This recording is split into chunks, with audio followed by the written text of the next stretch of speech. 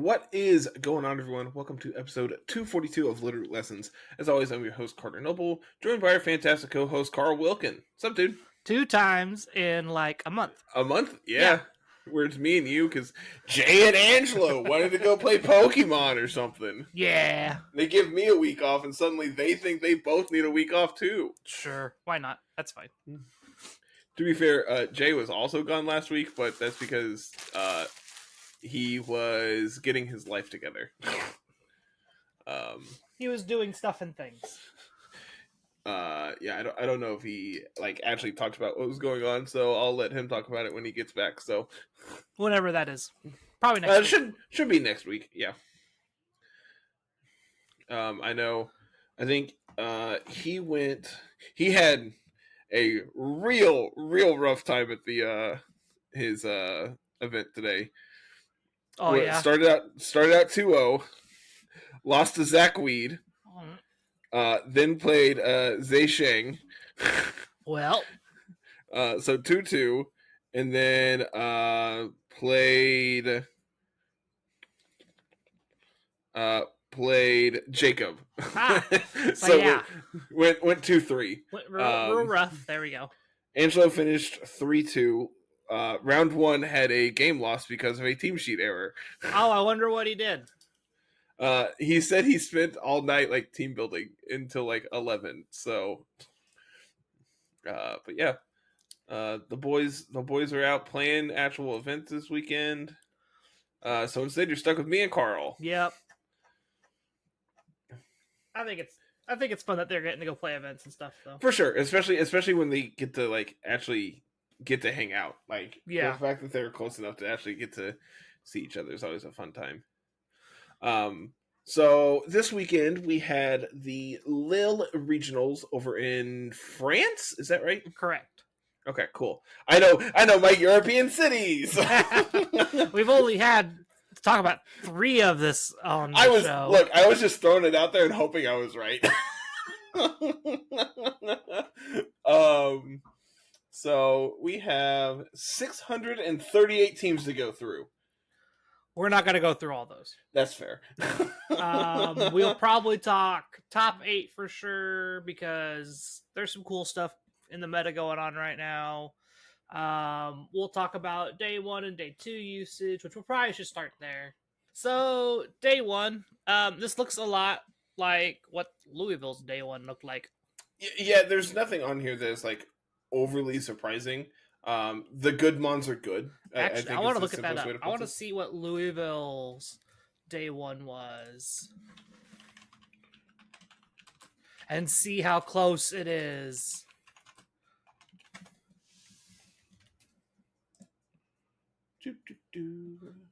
Because that's something. It is in order: Sneasler, Rillaboom, Golden Go. Okay. Primarina, King Gambit, Amoonguss. Okay. Incineroar, Garchomp, Archaludon. Dragapult, Dragonite, Pelipper. All right. So literally the same 12, just slightly rearranged. Orders. Yeah. Primarina dropping off, I think, is the big thing to note here. It went from 31% in Louisville down to just short of 23%. Yeah. Which, I mean, I forget how big Louisville was. It was 8 something. I thought you said 900 930? something in your vlog. So yeah, I think that's right. I think 930 might have been accurate. So I mean, pretty a third of the size larger. Yeah. So not bad. Not awful. King Gambit jumped from 31 to 33%, so pretty comparable. Sneasler went from 35% to 45%. Yeah, this Pokemon's getting pretty good. I think people are starting to realize that Sneasler is really good. Yeah. This Sneasler is starting to approach Incineroar day 1 Sword and Shield usage. Honestly, everything else is fairly close. Pelipper went from 17 to 19. Dragonite is literally the same amount of usage. Yeah. Dragapult went from 18 to 19. Garchomp went from 24 down to just short of 20, so that's a change. But Yeah, I mean, Archaludon went up a couple. Amoonguss went down one. The big jump was Sneasler. Sneasler, like and then Sneasler jumping Primarina 10 going points. down. Like Primarina was the biggest drop. Sneasler was the biggest jump. Which conveniently, they're both about by 10 points, and I think one is because of the other. So honestly, yeah, probably. Like the fall of Primarina, I think, is honestly combated by the fact that like Sneasler and Rillaboom are just like two of the best Pokemon, as well as like Golden Go as well. Like the fact that you have two very good Steel types at the top, you have this Poison Fighting type that like punishes Terra Steels. So like, granted, most probably aren't Terra Steel anymore. If I was a betting man, most have probably moved to like Terra Poison. I'm actually curious if that is accurate. Yep, Terra Poison is 81%. Yeah, that sounds right. Yeah, Poison sounds like the best one. I mean, you're then able to resist the fighting moves. You're no longer like submissible. Well, I mean, you can still be messed up by Dire Claw, but like it's now a resisted hit as well. You resist Grassy Glides. The steel moves coming into you. The being able to resist Dire Claw and Grassy Glide or Wood Hammer is really important. Yeah. So, I mean, honestly, the fall of Primarina makes sense in all actuality. Do you want to switch over to day 2 usage just so we can see? Yeah, it's basically the same, except now there's a Magmar. Yeah, so we swapped Pelipper for Magmar. Which, I mean, this is the first time Magmar's been on the screen, right? Did it do day 2 for Louisville? I don't think I can't imagine so. I don't think it did. Nah, day 2 for Louisville, the new Pokemon was Porygon 2. That also makes sense. But the other big thing is Sneasler was on over half the teams that made day 2. Sneasler on day 2 stats was 45% in Louisville. Here it's over 50. That's a lot. It's so much, man. If you haven't played with Sneasler, I would recommend it. Just clicking Dire Claw is untangling a cord. Now I can hear you again. Dire Claw is just an obnoxious move. Is the simplest way to put it. Yeah, it is. And like, it's partly why I think the Steel types are doing so well in this format is its immunity to Dire Claw. The problem is they're also all weak, mostly all weak to fighting. Yeah, outside of exactly Golden Go, like Golden Go is actually like an insane counter to Sneasler because like it can only throat chop you. If it's playing throat chop. Which I think we were talking about it earlier in the week. Matt was talking about like what to play in his 4th move slot, and it's like there's Fake Out, Coaching, Acrobatics, Throat Chop. Like, I mean, you like pick a move. Like, yeah. I do think if you're going to play something that's not Coaching or Fake Out, you have to play Throat Chop as it. Yeah. I am very satisfied with how like Throat Chop is developed in this format. It helps you a ton against Dragapult specifically. It helps you a ton against specifically Golden Go. Like, and, I mean, both of those are top 12 Pokemon, right? Like, so being able to actually do something against the Pokemon that you don't have a great matchup into, in like being able to just solve those matchups with a single attack can really help. And the fact that like you're able to outspeed them if you're unburdened means that like you're really not pressured by them. Granted, like Golden Go can still just like it can probably tank a Throat Chop fairly easily. I think it depends partly on how bulky that Golden Go is. And I'm assuming you Terra Dark and they don't Terra. I bet there's a chance they can live that. Goldie's fairly bulky, right? I'm not just making things up. Its defense is 95, its HP is 87, so it's so like awful. That's not the worst thing I've ever heard. Throat Chop. We also got to talk about your team from Louisville later. Yeah, when is that VOD going up? Whenever you proofread the first draft. Yeah, it's great. You didn't even watch it. That's besides the point. So let's see here. No bulk Golden Go will live 81% of the time against Adamant 252 Terra Dark Throat Chop. Without Terra? That's with Terra. Okay. Without Terra, you live it all the time, but that's because Throat Chop's not stab. So. No, I meant Golden Go, not Terry. Yeah, that's without Golden Go Terring. Yeah. It's super effective hit. Okay.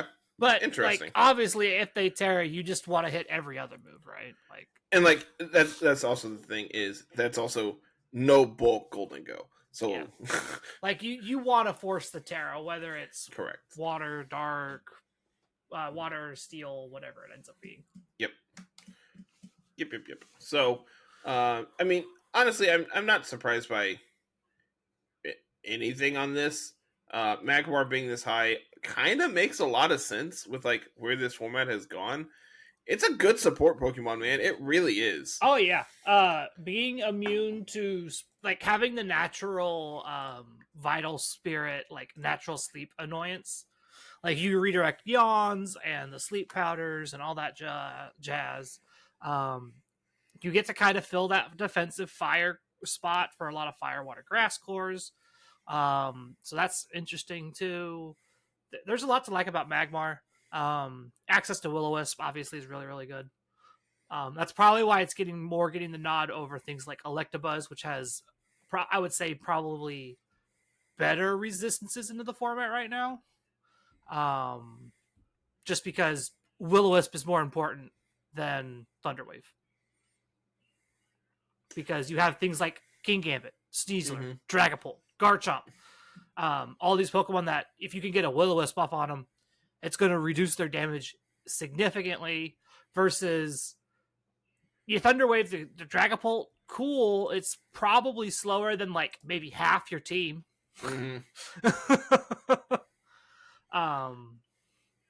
But I believe that's probably why Magmar gets the nod over Electabuzz, even though they literally do practically the exact same thing most of the time. I think the big thing is with Magmar you're able to actually like pressure the steel types, whereas with Electabuzz you just kind of sit there.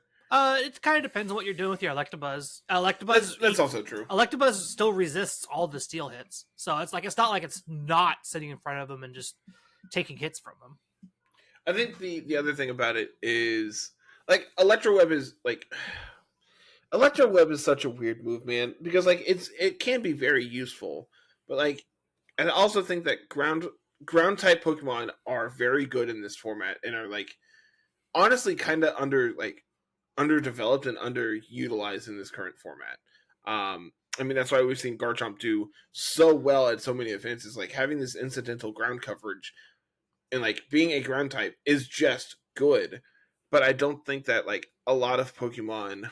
I mean, how many like viable ground types are there in this format, right? Ursaluna, Garchomp, Mamo, Excadrill. Yeah, looking at the like top 32, it's literally the Ursaluna forms and Garchomp. So like, and Excadrill. Anything past that is Excadrill top 32. Excadrill won the event. Yeah, but it's not in top 32 usage. Is what I'm saying. Oh no, I thought you meant top 32. No, like standings. I'm looking at usage. Yeah, even like getting down farther, Excadrill's down here at like 54. Toadscruel is not a ground type. You can't convince me this thing is actually a ground type. It's not. Like I've clicked my fair share of Earth powers with it, but like it's not a ground type. I don't know. I think this is something that like Jay and Chris talked on last week. You mean Ro? Did I say Jay? Yes, you did. Yeah, sorry. That Angelo and Chris talked on last week is that ground types I think are like good. Well, I mean, ground types have always been good. Earthquake, good attack. Who knew? Yeah, Earthquake's a good attack. That's partly why we saw Excadrill, I think, do so well. Yeah. This week at Lille is just Excadrill gets to click Earthquake. Earthquake's really good.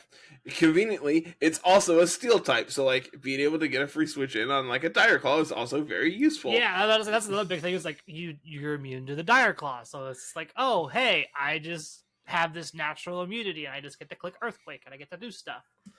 And so yeah, like that leads us right into the winning team, Excadrill, T-Tar, Sand. Didn't Angelo shit on Excadrill a lot? Oh yeah. Okay, just to be clear, I'm going to continue to hold that over him. Yeah, I've been an Excadrill, like I've been saying this for a while since we got Excadrill. I'm like, Excadrill's coming. Get ready for it. It's going to be good at some point. Funny enough, Nils is the only Excadrill in day 2. Yeah. Wasn't Kamikaze like one of I want to the say two? he was also the only Excadrill in day 2. It was either one of two in day 2 or the only one. I can look. I had to swap over to Louisville, but ain't no big deal. But yeah, like I believe they were one of the day 2 or like the only day 2. Which Nathan's Excadrill, I think up to that point was the highest. He was the only one. Okay. Was the highest finish that Excadrill had at like a regional this season, if I can remember correctly. Yeah, up before this one. Up before this, obviously. And so, like, for him to just like set that benchmark, and then it gets blown out of the water, just to get blown out. Like, I'm not saying he was onto something, but. Nah, I've been a big fan of Excadrill for a very long time. I thought this Pokemon was going to be great going into this format just because it's stupid fast. It checks a lot of good boxes. And just happens to notably line up really well into all the sneasler nonsense that's going on. I actually... Hold on, there's a lot to dissect in this team real quick. Hold on. I don't see what the problem is here. I'm looking at this protect choice scarf and so DD. The idea, it makes sense. You have trick, so you like trick away your scarf, and then you now have like an Indeedee with protect. It makes sense. Like the big things was, so the reasoning here, it's kind of the similar thing you see with like some of the Fluttermanes back in the later regulations, where they would play like whatever taunt plus specs or whatever, that kind of situation. Yep. And so you're really only clicking expanding force or your Terra Blast Psychic, Terra Blasting something a lot of the time. That's all you're really doing. So your last two moves are kind of whatever. And so you want to get rid of your Scarf and kind of interact with your opponent a little bit. That's why you have the trick. And then once you get rid of Scarf, you kind of want that protect, and that's why you have protect.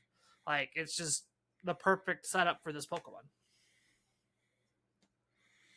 Yeah, I like it. I like it a lot. It makes a lot of sense. I'm not sure I love Terra Psychic Terra Blast, but... So the only reason you're playing Terra Psychic Terra Blast was to get around a Wide Guard. I mean, it makes sense, but... Like, that's the only reason why. 90% of the time, you were clicking Expanding Force. Yep. For the off chance you ran into Wide Guard, you wanted to lock into Terra Blast. Which, how many things are actually running Wide Guard at this point? Pelipper... Is Pelipper back on it? Like, you just want to prepare for everything. You don't want to be locked into Expanding Force in front of a Wide Guard mon, and then you can't do anything, right? 16% of Pelippers played Wide Guard at this event. At this interesting. I mean, yes, that is true. Like that's the thing. I'm trying to think like what other Wide Guard users would be in this format. Flamigo? Flamigo's one. I don't know how many Flamigo there were at Lille. 32 and 24 of them played Wide Guard, so 75%. Again, makes sense. Like Flamigo is Gallade. Gallade's another Wide Guard user, which that was 80% of the Gallades. Yep. Running Wide Guard. So that's a pretty big deal. I mean, that's 3 in the just outside of the top 32. Gallade clocks in at 37 and Flamigo's at 34 in usage. So I mean, they're popular enough that you would likely run into them at least once. They're popular enough that like having the potential out to it makes sense. Yeah. So yeah, that was kind of the idea behind the DD. Also, the rest of the team outside of Corviknight is Terra Flying, which is awesome. Got to be able to. Excadrill's Terracraft. But that's the one. That's the one that doesn't matter. I mean, yeah, it is Earthquake. That's the one that's not hitting itself with Earthquake. Yes, it is. It is Earthquake. Yeah. So that's kind of cool. That's just kind of the synergy with the sand teams. You see it kind of with like the Garchomp stuff too. A lot of the Terra Flyings, if they're like Earthquake Garchomp.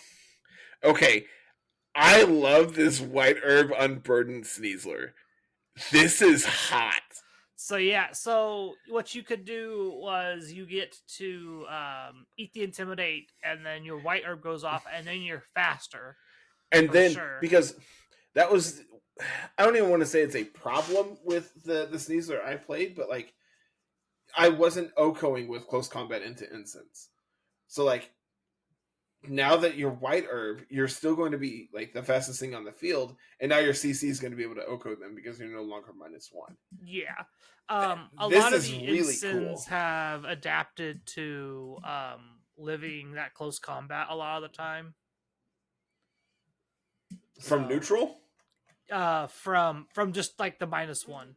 Okay. Because the -1 is still a roll. Like it's still a roll to OHKO you, a very favorable roll to OHKO you a lot of the time. So it's just like, well, we need to go lean harder into that bulk. And so a lot of them have been going really hard into it. And then the trade-off there is, the white herb makes sense now. Yeah. Plus, like, you can just close combat, and now you're faster than everything, too. You get to the fact that you could self-activate. The downside is you don't have that immediate. Correct, yes. So you're really reliant on either A, them triggering it with their Incin or whatever their Intimidate mon is, or if it was like Snarl or some other stat drop. And so you're really reliant on them doing that and like you using Fake Out to prolong a chance for you to eventually close combat something, right? Mm-hmm. The real star of this show was actually this Corviknight. This Corviknight is amazing. The power trip is just stored power? It's just physical dark stored power. Power. Yeah. Interesting. So you got the boost from your Psychic Seed, which made you extremely bulky. That's honestly what Corviknight needs the most, is that special defense. Yes. Yeah, I like that a lot. So you're really bulky at that point because you have bulk up on top of that. You have the coaching from the Sneasler. And then Power Trip hits them for whatever physical damage because you're getting bulk ups over and over and over. I will say, I feel like this set is going to miss lefties a lot. Like lefties plus Roost is just so much extra recovery, but like I think the extra bulk from the Psychic Seed kind of makes up for that. It does, 100%. So if you're playing the leftovers set, you want Protect. Mm-hmm. You don't have enough room to play all those moves and Protect. So like if you're going to play the lefty set, you can't play Power Trip. You can't play the Brave Bird bulk up stuff probably either. No. So you're likely either Protect leftovers with Brave Bird, Iron Defense, and like Body Press. Like that's probably what you're doing there. Yeah, at that point, because you're with lefties, you don't really need Roost. Yeah. But getting lefties plus Roost, and then like incidental having like grassy terrain recovery because he roosted, it adds up really quickly. But it does. I think this set is, one, very unique, and two, very good, and I'm surprised we haven't seen something like this before.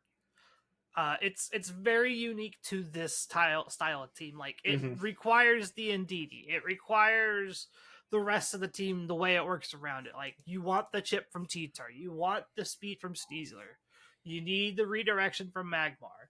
Like your sweeper, you're like Corviknight is your inevitability plan, but you also just have the option to just really go on the gas with like Excadrill and DD and Sneasler. You ready to move on to the second place team? I think so. I think I've said all I need to about this one. This is I've been calling it Double Dragon because I don't know what else to call it. It's the team that Paul Chua? Paul Chua, thank you, has been using a lot.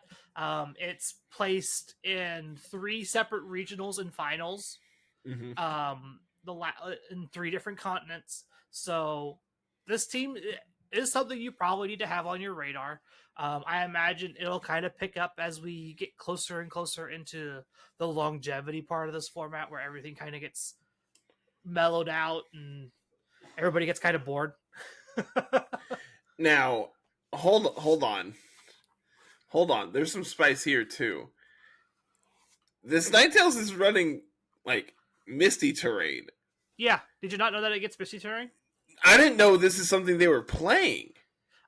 Misty terrain is almost a must if you have access to it at this point. If you're not playing enough, good. If you're not playing enough answers to Sneasler, you need to have misty terrain. Like it's not only is it good for Sneasler, it's honestly really good for both your dragons too, because like sure you're going to lower your dragon claw damage, but like you're reducing the damage from like opposing dragon darts into you too. Yeah. Notably, Dragonite has no dragon stab. Yeah. So like there, it literally doesn't matter. It's literally just the dragon claw, and you get to choose when it goes up. And it's preventing your physical mons here of like Kingambit and Garchomp from being burnt. Yeah. Unfortunately, Dragonite is still a flying type, so like it has a chance Dragonite to. will. But Dragonite's that's where your Lumberry comes in. Yeah, that's why you're Lumberry. That's why you're Lumberry. It's just because you want to be able to eat it once. But other than that, the Ninetales it's pretty standard choice spec stuff.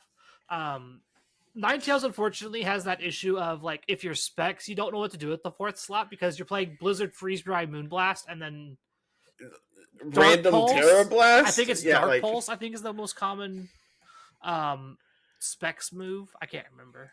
Let me look, see if I can. Because the Dark Pulse is like, oh, I'm going to hit Golden Go super effectively. So looking at it here, Encore is fairly popular. Granted, this is just Ninetales sets. This is not. This is not actual. You're not looking at specs itself. That being said, specs is the most popular item at 22 out of 76 of them, and Encore is on 37 total. So I mean, there might be a chance that they're overlapped. Aurora Veil, Icy Wind is technically the next highest damaging move. Dazzling Gleam. 4 of them are running Icicle Spear. I would say there's just as many light clays as there are choice specs. So 19 to 22. That's 22, 19, 15. So there's literally, if you look at the other 2 items, it accounts for pretty much all of like the Encore and majority all that stuff. Of them, yeah. So I'm imagining that if you start like if you actually could sort by like the item, it would be a whole different story. I can't hear on Lab Mouse, right? I don't now without really digging into it. So if I was a betting man, the ones that aren't are probably these Dark Pulse users, maybe the Terra Blast users. I would say Weather Ball, Terra Blast, Ice Beam, Dark Pulse, Dazzling. I mean, honestly, the Ice Beams could be on the Never Melt Ice sets too. Probably any of those special attacks that aren't Moonblast, Blizzard, and Freeze Dry. Yep.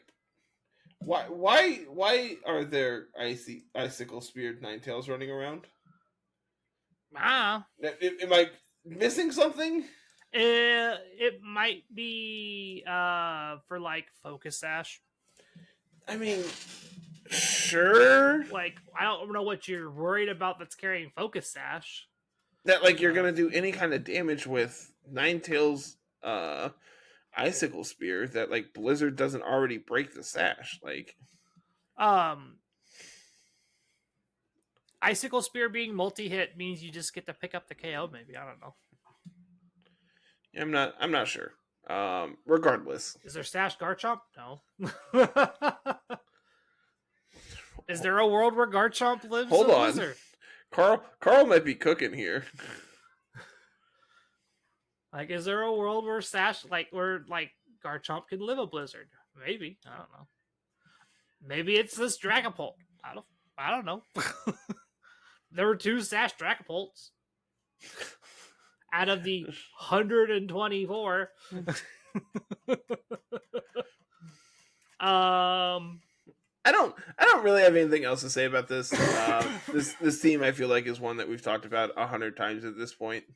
Yeah, it's been a very popular team for a little while. You'll see different variations doing different things. Like this one's got Misty Terrain. The King Gambit's Terra Water this time instead of being Terra whatever. Like little things like that have just been happening as the team gets played more and gets adapted more. Next up is the team I'm probably been playing the most of, minus this Excalibur. These kind of balance cores with like Volcarona, King Gambit, Rillaboom. I got bodied by a Excalibur, man. Like, Excalibur's really cool. I like it a lot. When it's good, it's really good. And you know what's really good in all these ground types? Excalibur.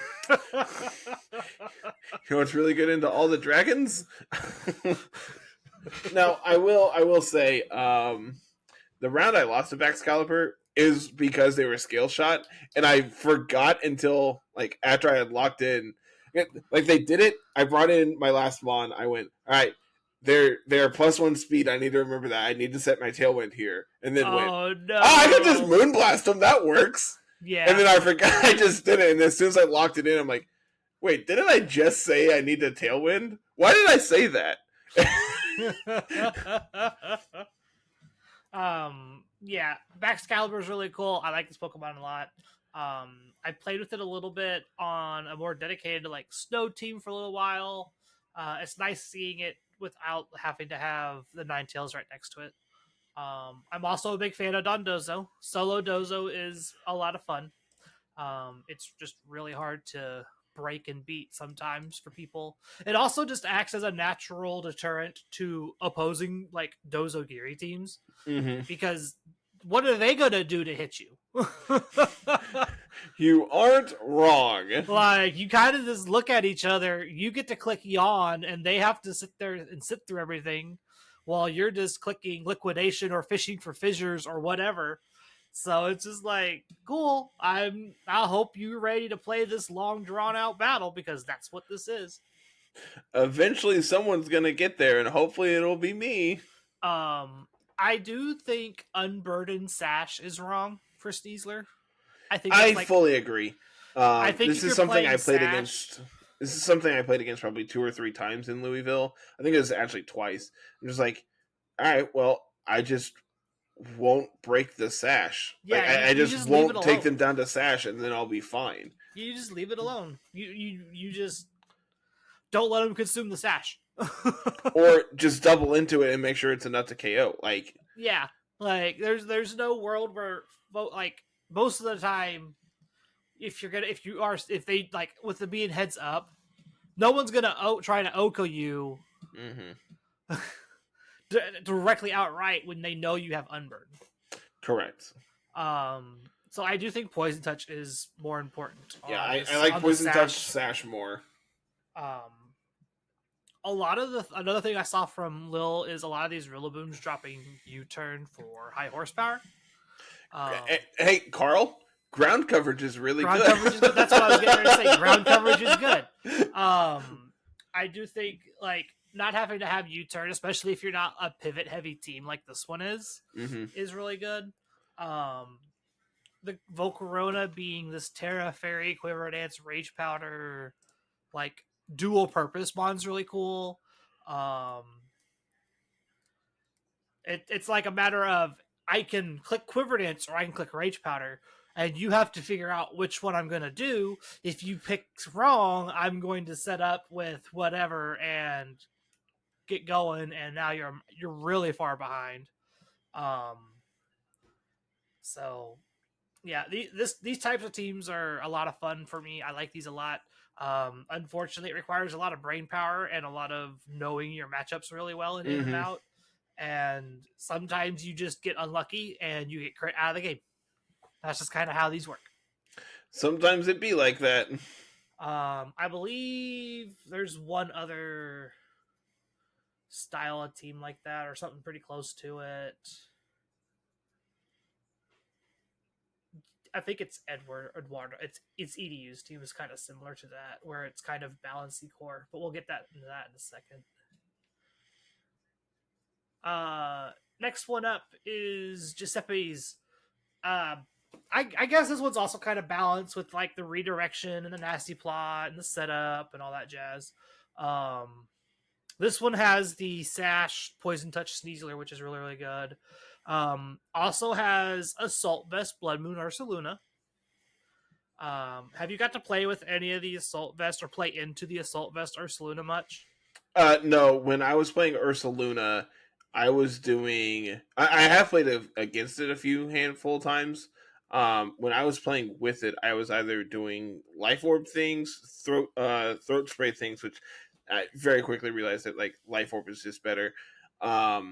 Or I was doing cocaine bear things and doing choice scarf. Going scarf is silly fast. Yeah, I've been there. So sometimes you just need to make sure that they're dead. Like, yeah, and that's kind of what this team's trying to do. I think the Assault Vest stuff's cool. I don't know if it's gonna have good, strong staying power. The Dragonite set's really cool. The multi-scale with Scale Shot, and unfortunately, also having Haze feels kind of backwards. well, So it's just like, hey, I'm going to use Scale Shot to speed up, but my other damaging move is priority too, so that doesn't really matter.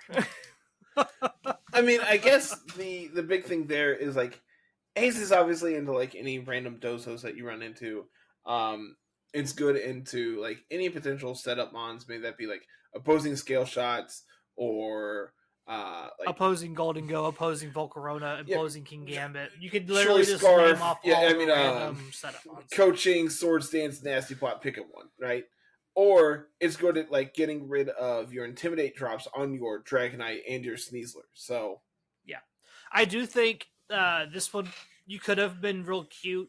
And if you had had the coaching on your Sneasler for your Dragonite, you could do some really cool shenanigans, being able to negate the defense debuff, yes, while also giving an attack boost. 100%, yes. I think that kind of got lost by instead going for double fake out. I really don't like fake out on Sneasler. I like it with the Poison Touch specifically. I will admit that is very cool. Just like idiot. Now you're poisoned. Yeah. That's like the only real cool thing I like about it. If you're not Poison Touch, I think the fake out's kind of whatever. Clefable's doing Clefable things, Golden Go doing Golden Go things, Instar doing Instant things. Like those three are pretty much standard. The redirection plus Golden Go plus Incineroar kind of core is really strong. Mm-hmm. And then you can kind of play whatever you want with it as long as you like have that core set up. So that's kind of what this team's doing. And it's kind of what the next team's doing. I say kind of because there's no like Incineroar. Instead, we get to talk about Samurott finally. I know. I saw this. Like, I literally just went through all the teams. I'm just like, this seems really unique. And by that, I mean I went down to the 4-4 teams and just like started pulling out stuff I like we could potentially talk about. And I saw Samurai. I went, well, we're gonna talk about this anyway. We can. I can skip this one. I can't wait to talk about Samurott just to talk about how bad this Pokemon is. It's so bad, man. It's awful. Dude, I believe EDU was just playing this because they could. It's so like Wolfie showing up with Yan Mega. I will say, it's not the worst Pokemon I've ever seen. You don't get that's KOs. About as far as I can go. Unless it's like a for sure super effective hit, which in this format is hard to come by. Yes. None of your moves can pick up Okos on like important things, even with sharpness. It sucks. It is awful. Sucker Punch isn't boosted by Nope. sharpness, right? Nope. So it's literally like half your moves. Aqua Cutter, Sacred Sword. It gets Night Slash. You can play Night Slash. I mean, but like you're not fast enough to like justify it. You need the Sucker Punch. So Ed's EDU's one is Assault Vest, Aqua Cutter, Knockoff, Sacred Sword, Sucker Punch. That's kind of been some of the standard stuff you've seen with like the other Samurats running around. Usually Aqua Cutter, Sacred Sword. The other Samurats, Carl. Samurats been running around since like Baltimore. And that doesn't mean it's done anything. It hasn't done anything because it hasn't been in the hands of like EDU, but it's been like popping up on people's radars. It's just not very good. There are 4 of them at this event. The next highest placing one is 355. Yeah, if that tells you anything about why this is, I'm going to stand on the soapbox here. Just because you see these Pokemon does not mean they're good. It just means the player's good. Good players are good. The Mons not necessarily. Yeah. Now, I will say there are also 5 very good Pokemon on this. 4 very good Pokemon on this team. I'm not giving Ninetales that credit. Angelo doesn't deserve it. I would say Ninetales is probably the best Ice type in the format right now. I can't disagree with you because I can't think of a better one. I think it's just the best Ice type in the format right now. I don't think I don't think there's an argument for anyone else. I'm gonna go pull up the tier list so I can look. Yeah, Samurott, it's cool. It's not very good. I do like the loaded I like this Dragonite looking to abuse the scale shot speed, having Stomping Tantrum as like ground coverage and hitting stuff. Also having Sneasler with its coaching to kind of boost your Dragonite up a little bit. I think this kind of Sneasler is really, really good with this Dragonite in particular. I like the Magmar playing Heat Wave versus Overheat. That's kind of been the common transition here lately. Is everyone's kind of transition to Heat Wave? Either of them are fine. Like getting a potential like burn off of your Heat Wave is obviously very cool, but like your Overheat, like after your first one, your damage output is so bad. And like on a Pokemon like Magmar, where you're not able to like Volt Switch out, yeah, like it's. At that point, you're just no easy pivot.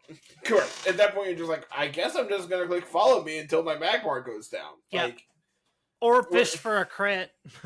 Or like you could just play this Heat Wave and like play the accuracy lottery and like hope you just hit your 95%. You gotta play that moves. With Overheat anyway. Yeah, true. It's 90% accurate, right? So like, yeah, it's 90. So I guess the real thing that needs to be justified is just playing Flamethrower on your Magmar. Then you don't have to worry about accuracy. Yeah, but then you're not like getting double. Yeah, but then you're playing Flamethrower. I understand. Outside of the Samurott, everything's kind of and the Dragonite. Obviously, everything's kind of that same stuff. Ninetales with the Covert Cloak, having Veil and Icy Wind and stuff. Sneasler doing Sneasler things, Golden Go doing Golden Go things. Samurott almost made top 4. It was really, really close. It wasn't because of Samurott, but it almost made top 4. It almost got recognition because the rest of the team was good. Yep, who knew? Next up, we have Fabian's team, right? Yeah. Yep. And this one's our first Electabuzz. Also, Choice Band, Swift Swim, Basky Legion slaps. This thing is so cool. I love the Choice Band sets. Yeah, I think if you're going to play Rain, you probably, whatever your Swift Swimmer is, you just want to slap Choice Band on it. Swift Swim needs Choice Band. Adaptability needs Choice Scarf. Like, there's no in between. Like, yeah. I think those are the items that Basky Legion should be playing. Like, otherwise you don't do enough damage in either direction. Life Orb is fine. I will leave it at that. I don't think it's like the most optimal item on this thing. Life Orb on a Mon with Wave Crash isn't that great. Correct. As as I found, I played against a Basque Legion. I think exactly once. It was the mirror, except they had the Basque Legion. They had Basque Legion over Ape, which is the more standard team, right? That's actually the original version of that team. Yes. And I actually won that game because Basque Legion locked into Wave Crash and just killed itself. Yeah. Because also I found out my maushold and my sneasler are able to live a Choice Scarf Wave Crash. Well, there you go. Look at that. All right, cool. Now you've just done like a third of your health to yourself, regardless of which mon you attack, and I'm going to pick you up. Yeah. One of the cool things about this version of what I would call the Archaludon brain stuff, Archaludon is no longer carrying that assault vest. Archaludon now can protect itself. I am upset that PokePaste has not gotten this stupid sprite yet. Right? Why? I don't know. They're just taking their time. But this is kind of cool. Archaludon Terra Fairy having Electroshock, Draco Meteor, Flash Cannon Protect. This one's not looking to utilize stamina as effectively. More so looking to just live hits and be bulky and regen and things like that. There's almost an argument you could be Stalwart over stamina, if that's the case. A lot of these Power Herb Electroshot sets have been Stalwart, where it means your target's going to get hit regardless. So it puts a lot more pressure on your opponent to pivot properly, whether instead of relying on things like Follow Me and Rage Powder. Pelipper, Stellar, Terra Stellar, Focus Sash, nonsense, standard stuff. Rillaboom, again, drop the U-turn for high horsepower, pretty standard stuff. King Gambit, pretty standard. Yeah, there's not a whole lot of craziness outside of the swap of items for this Archaludon. Not really.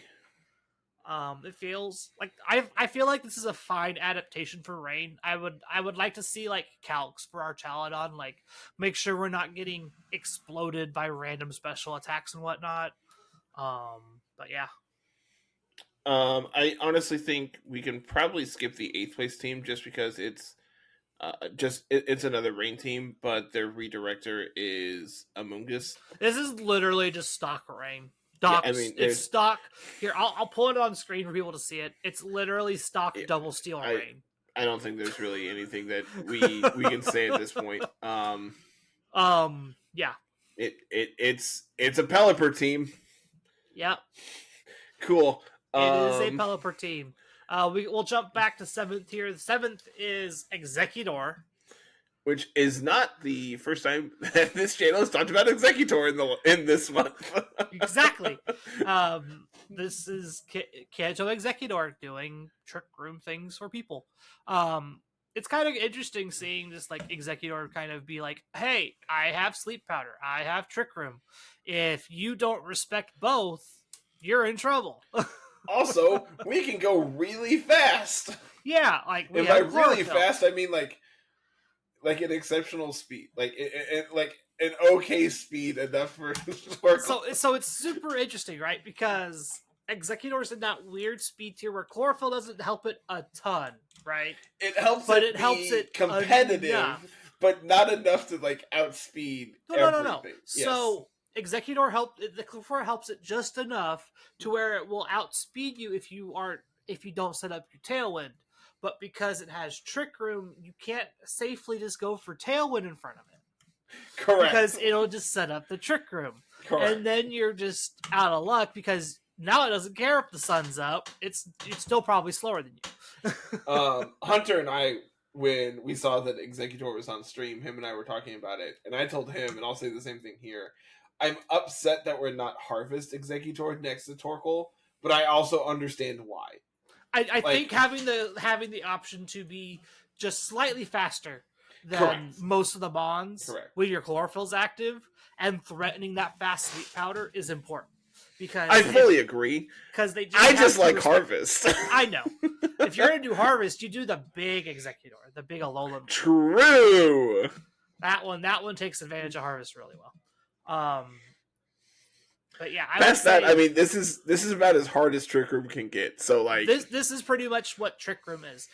Slacking. If you're watching, play this. I will actually. I'm gonna just send that to him. Be like, hey, play this. Do that. Send him this one. Tell him figure out the EVs. Play this. This is about where you're probably wanting to be with your Trick Room stuff. Yep, and sent. This is about where you want to be. Torkoal, Executor, Gallade, Hatterene, Ursaluna. I know he's trying to do stuff with Conkeldurr. I'm here to say this is like Conkeldurr's probably okay. Gallade is just better. Gallade being able to play Clear Amulet and Sharpness, the thing hits like a truck. It really does. It's just so good. Just play Gallade. This one having Night Slash over like that wide guard slot is probably fine. It's probably fine. It helps you win the mirror, Carl, because you can hit Indeedee for super effective damage. And also, I think it's more for Goldango. You are correct. Yes. You mainly just want to be able to hit Goldango. I kind of wish this Hatterene was just like, I want to play Terra Blast because I'm Terra Water. I just want to have the fucking just the button. But I know why they're not doing it. It doesn't do anything in Sun. Like, why would you Terra Water, Terra Blast in Sun, right? Yeah. Also, fun fact: 4 of their 6 have Trick Room. Yes. So that's what I was saying. This is about as hard as Trick Room can possibly go. You're gonna have Trick Room go up eventually. So that is top 8. Yeah. And honestly, just kind of looking through the rest of like top 16, there's a couple unique things. There's a Vivillon, there's a Jumpluff next to I mean, this is just literally Joe's team, right? I'm about to say that's exactly Joe's team. Okay. The Sableye Blaziken team, the Sableye VGC Blaziken team had a rep. I would like to jump to 26th place. 26th. Is that the Slacking Weezing? Yes, there's a Slacking. Okay. We'll talk about the I'm gonna turn abilities off Slacking Weezing nonsense. It was more of just like, hey, this exists.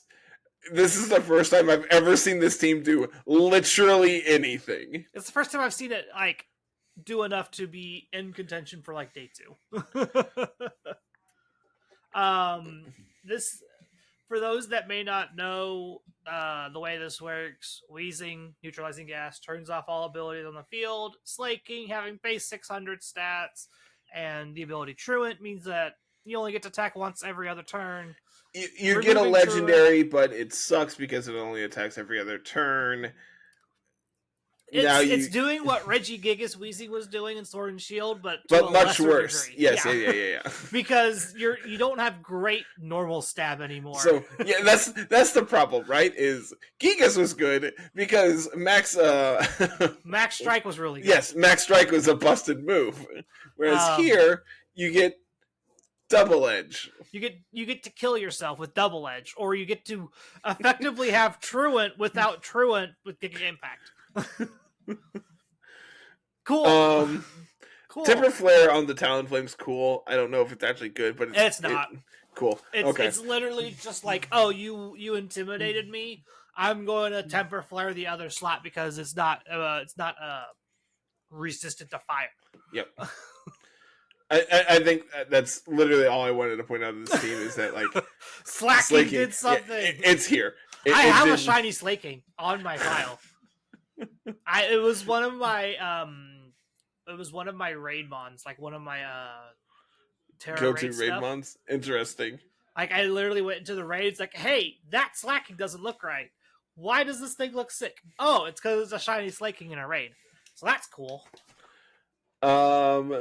The next one we can jump to, I have at 49. 49. This is Lorenzo Serrano Rojas. This again, is a Gliscor. Yeah, that's it. There's a Gliscor. There's a Toxic Orb, Poison Heal Gliscor. That's it.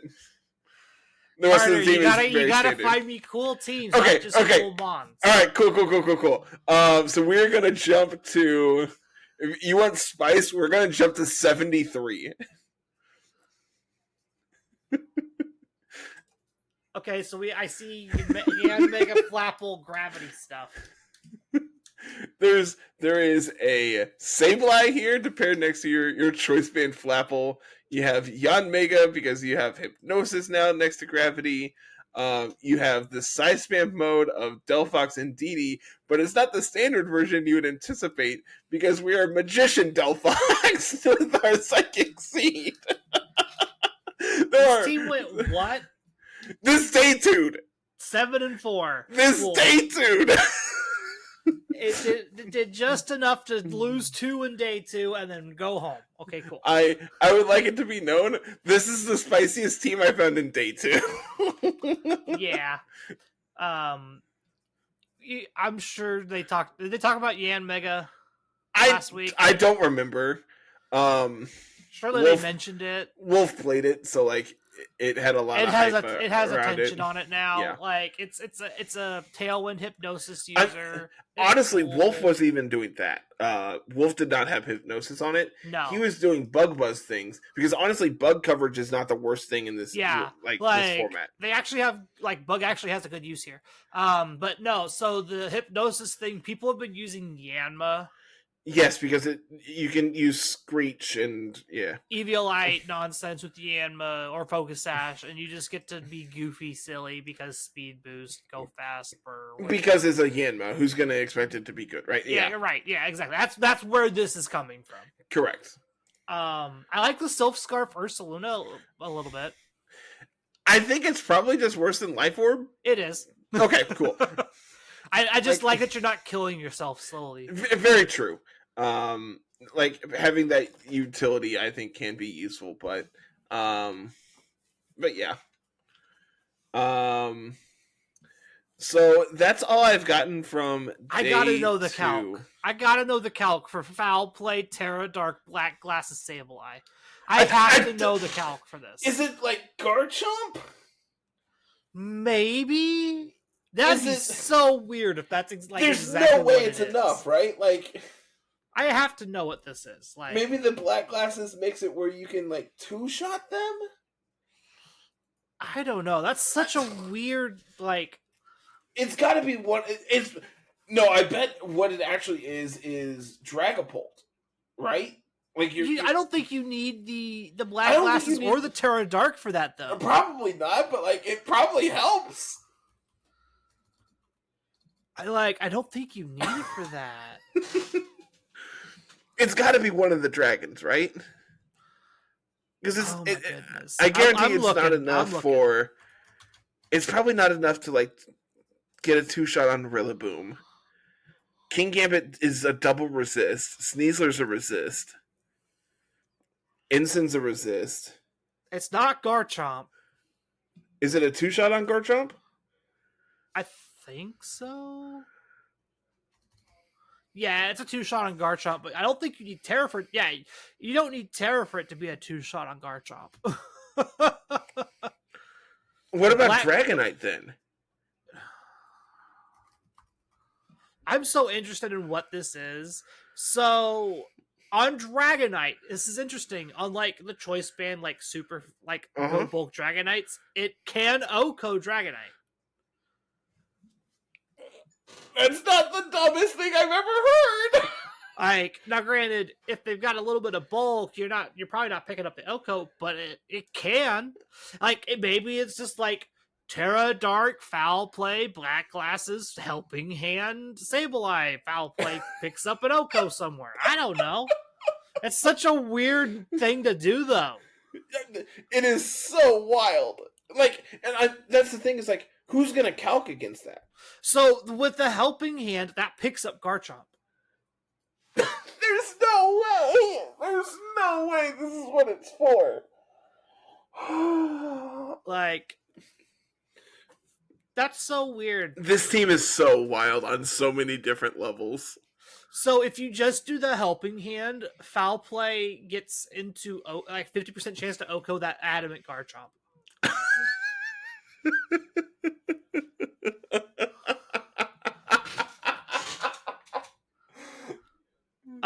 Yeah, Dragapult they don't need the help on Dragapult. Like Dragapult, since it's super effective, like you pick up Dragapult all the time. Like naked foul plays enough. Yeah, like as long as they don't tear a dragon in front of you, which they likely won't anyway, because they don't expect you to just because it's a up. Sableye. Like even then, all you got to do, even if they tear, all you got to do is just click help again. You don't have to commit the Dark Terra. It's such a weird thing. Okay. We need to see more Terra Dark foul play. We got to see more of that. It's honestly what it's probably for is the opposing Flapple. Like you had to win the mirror. Sure, we'll go with that. Oh my goodness. So I found some that are in like the 5 and 3 bracket. If we want to talk about like just bubbling, because a lot of I'll give you 2 out of 5 and 3. Okay, there is in 134. This is Gilberto Grassi. It's kind of like it's Perish Trap with Blaziken. It's Sun Blaziken with Perish Trap, Rain Mode. This is a mess. What am I looking at? I don't know. So we have a Rain Mode of Politoed, Ludicolo, Archaludon, which then you have Gothitelle to be able to like Perish Trap them. Yeah. And like you have a Sun mode of Ninetales, Blaziken. Because like you don't want to bring Arch into your Sun because it is. I'm so confused. What the second half of this team is doing. These 2 slots are really wild to me. The Ninetales and Blaziken, I don't understand. I'm so confused. I don't. And we're like this weird Will-O-Wisp disable overheat Ninetales set. I don't. What? Also, I was today years old when I found out that Blaziken gets knockoff. Yeah, that one came via this generation, I think.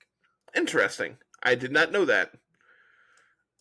Okay, you got one more before we jump to your team from Louisville. All right, we had to talk about the Tentacruel team. Okay, I was about to say, I was hovering over it. We got to talk about the Tentacruel team, right? So this is the infamous team against Jamie Boyd for like winning in.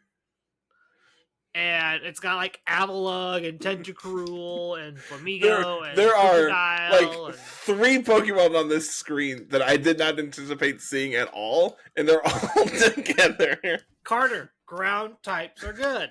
You're right. We've got Terra Ground Tentacruel with Terra Blast. We've got Crocodile. Yes, my favorite ground type, Tentacruel. I mean, it's actually kind of good as a ground type. I'm just saying, I'm mad that we don't have Blizzard on our Tentacruel to be able to spam with our Ninetales. Tentacruel with Terra Ground's a better ground type than Toadscruel. You're not wrong. This team is... It hurts my head looking at this. I think it's fine. It's probably fine. It's a team. Oh, there's the Dark Pulse I thought I saw earlier. There it is. The Citrus Berry Stamina Archaludon's interesting. I'm so confused. There's a lot of really wild things on this team. The Scale Shot Crocodile. There's this Wide Guard Avalugg. Which, like, you don't even need body press for your. I mean, you don't even need iron defense for your body presses to do with 1,000,000,000 damage because this is an Avalugg. I wonder how many times they clicked Icicle Spear into their Archaludon to trigger stamina boosts. I'm gonna say I'll set the line at 1.5. Comment down below, over or under. Because the problem is Avalugg is too slow to benefit it that turn. Yeah. So, like, you're setting it up for the next turn. So, I don't... It's like a pivoted in, and then you Icicle Speared on that pivot. Correct. Like, that's like the only situation that ever happens in. But, like, you also then, like...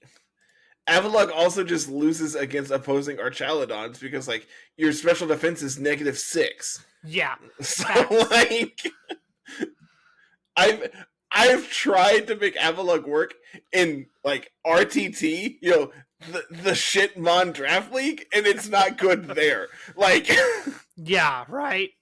I'm interested in why they picked regular Avalugg and not Hisuian Avalugg. So you don't have a 4x weakness. I don't know, man. That's it. Regular Avalugg's got 10 less attack.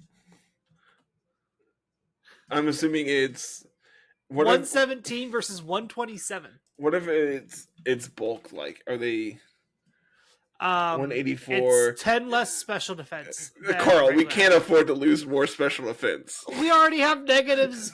We have a negative special defense as it is. What's the matter? Also, you lose the Avalugg mirror because you're faster. So under Trick Room, you're at a disadvantage, Carl. We don't have Trick Room. the other Avalugg team has it, Carl. What other Avalugg team? Find me another Avalugg. All right, hold on. I had to scroll all the way back up. Okay, there's only one Avalugg team. Yeah.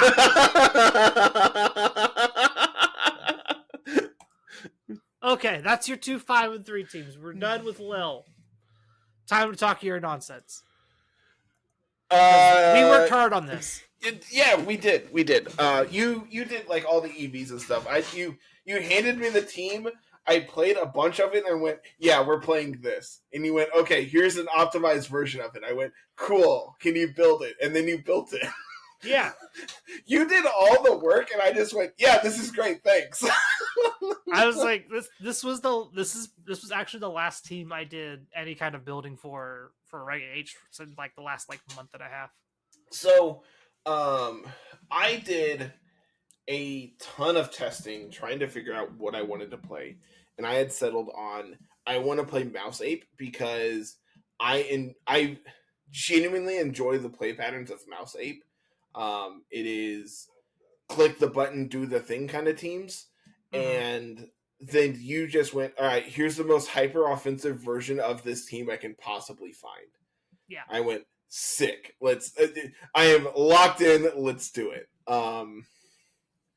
I sent the paste to Matt because he was doing something very, very similar. Yeah. Except he was playing the inferior fire type of Typhlosion. I went, no, stop it. Get some help. I'm pretty sure I said Typhlosion bad, play delphox. He's like, yeah, but that doesn't get eruption. I said, you're right, but instead it gets expanding force. So it does the same thing, but better. Yeah. Also, Typhlosion has all that negative whatever around it right now. We don't want to talk about Typhlosion. I at this point, I literally don't even know, and I refuse to look into it. So you don't want to know. All right, cool. The less you know, the better. So yeah, that's kind of like I had played so many different teams leading up to this, and just nothing felt good for more than a day. I had started back before, like, Baltimore, and I was doing, like, Mouse Ape stuff then, and that felt fine. Baltimore rolled around. I played a lot with Wolf's team from that, which was the Wheezing Toad School team. And I really enjoyed it for the first day. The first, like, 2 or 3 days of that team felt really good. I remember working on that one. You wanted the EVs for it. I kind of was just slapping things together. And so we reconstructed it to the best of our abilities. I think I cut the, like, Palmot and Corviknight from that and played something else. I forget what I played in those slots, but It felt. Oh, I might have it on my phone still. I bet I have it on Showdown, but I actually have Showdown open. I could tell you. I ended up with King Gambit and Clefable at one point, Yeah, you were on the balance stuff for a while. and then I swapped to Garchomp Flamigo. That version felt cool. Because that was after Baltimore, so it was like, hey, fighting types are really good. Play the good fighting types. Yeah. And so I was already playing Murkrow next to Typhlosion because, Sunny Day plus Tailwind plus Typhlosion equals a lot of damage. Yep. And so I'm like, well, Garchomp plus Flamigo feels really good too because then, like, I can just, like, have another flying immunity for Earthquake and, like, Garchomp can do a ton of damage. I do think in hindsight, like, this team was not all that great. And, like, I think Angelo said it best is this is a week 1 team. Stop playing a bad team. Yeah.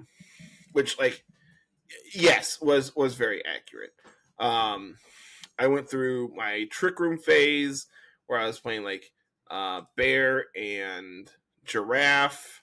I remember that. I was playing Comfey too. Comfey actually felt really, really cool, especially next to Blood Moon and Annihilate. Being able to just, like, heal up your Annihilate, so that means you don't have to be leftovers, and you don't have to play, like, you can play Drain Punch, but, like, you don't have to at that point. You can just, like, do you can have, like, a coverage move in that slot instead. Felt really, really cool. I forget what I was playing at that point. I have the 6 months, but I don't have, like, the team actually built for some reason. It's like that felt fine, but, like, everything just felt lackluster. I played Mouse Ape Sand, which also felt really cool. I was on T-Tar Excadrill pretty early with Corviknight as well. My redirector of choice was Volcarona, so that felt cool. So, like, again, just, like, these feel like 6 good mons, but it wasn't the play patterns that I enjoyed playing, and the team didn't feel like a team I wanted to play. Not saying these were bad teams, they just weren't what I wanted to be doing ultimately. And I think that's the big thing I think for regionals is people don't understand. It's like you can find the best team, but if the best team isn't fun to play, you're not going to have fun playing it. And that was, like, the big takeaway of it is I enjoy playing Mouse Ape. I want to play this. Like, I know for sure this is what I want to do. So, like, let's just, like, iterate this to what I enjoy doing. Which eventually just led us to the, like, size spam hyper offense Mouse Ape team that, like, is here on your screen. What we have right now. Yeah. So the big thing that I honestly think was one of the biggest, like, biggest pieces of tech on this team was the Sneasler, because most opposing Sneaslers were running Adamant if they were unburdened, and because we're Jolly, we were actually able to outspeed them. Yeah. So we have just enough speed to outpace Maushold. We got to 180. Maushold's max speed is 179. So, like, we're always able to beat opposing Sneaslers because Adamant Sneasler gets to, like, 175. Adam Sneasler's 172. 172. Okay. See, I was close. For just pulling a number out of my ass, I was close. So, like, then if you get into this weird battle of, like, you're both Jolly for some reason, which literally never came up in Louisville. It did come up in testing. It never should. It came up in testing where I was playing against, like, 252 Sneaslers. You have Tailwind, so, like, yeah, that was the other thing. It's like if you somehow can't do your unburden things, we also just have Tailwind. Yes, like we're fine. So, like, one of the big things that came away from testing is, like, Whimsicott Sneasler is very good. Whimsicott Maushold was actually a lead I led a lot in testing. Just being able to go Tailwind, pop bomb away your biggest threat is huge. I had legitimately, I think in testing, I had, like, a 80% win rate against Rain. I'm just like, if Rain is going to continue to be good, this team feels insane into Rain. Yeah. And like that was one of the thought processes going into this is I think Rain is going to be good. It has been good all format. I'm expecting to see it and then played against it 0 times. Yeah, that was what I was about to say. It's like, so Like the thought process was, hey, we want a good Rain matchup. This is good how we get a good Rain matchup. And then Louisville comes around and Rain is just non-existent. and I mean that's it's crazy to say that because Pelipper was like 20% of day 1, right? Yeah. And I saw it 0 times all weekend. Yeah.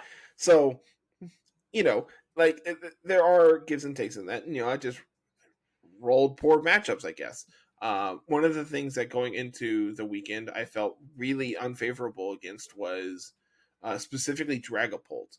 And like leading up to it, I had started to like theory craft these matchups against like how do I beat opposing Dragapults, because like if I lead in DD plus Sneasler, I'm faster than them, but then they just like swap out and like they're no longer a threat, and like I now have to protect my Sneasler the entire game to be able to threaten their Dragapult when it comes back in. It's like I can't afford for them to set Tailwind and then have Dragapult out, or I can't afford to like I have to then protect Sneasler the entire game to prevent them from being able to sweep me with Dragapult. Yeah.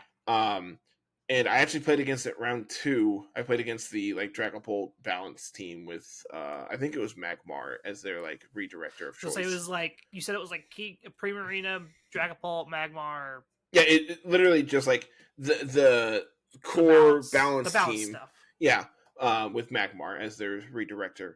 And it game 1 we had a disconnect at the start of the game, but it showed me that they were leading Dragapult plus I think their Sneasler. That's a common lead for that team. So I felt that my Indeedee Sneasler lead was very poor into that, and so after the disconnect, I swapped to Sneasler Annihilate, and like I just started setting up with an Annihilate in that game, and it single handedly like took over that game and won me the game. And like game 2, I think they had Ensign on their team. I'm pretty sure they had an Intimidator. I'm pretty sure it was Ensign. And so like they pivoted in. I led like Mouse plus Sneasler, and so I pivoted Mouse out, brought in Ape as they brought in Ensign. I'm just like, cool. Thank you for the free boost. Now I'm going to set up with this Ape again and just punch you in the face with this Ape.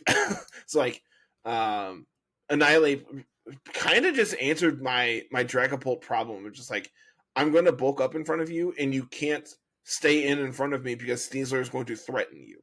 Yeah. So like, I either answer your Dragapult and immediately you're no longer a problem, or we're going to play this long game where Annihilate takes over the game and your Dragapult's no longer a problem. Like either way, it is answered. Yeah. So like full tournament breakdown is going to be up here soon. I did vlog the entire event. I think most rounds I did like a 3 to 5 minute like recap of the actual round. Some of them I know some of them went fairly long. I think there was 1 or 2 that were like 10 minutes plus, just like me talking about the round and everything. I don't think they went that long. Okay. I think you just think they went that long. I felt like I talked forever. But yeah, the team felt very, very good. I think in hindsight, the only change I would make is changing leftovers off of Annihilate into safety goggles, because Amoonguss is really annoying, and just being able to have another spore immunity that's not Whimsicott is very important, I think.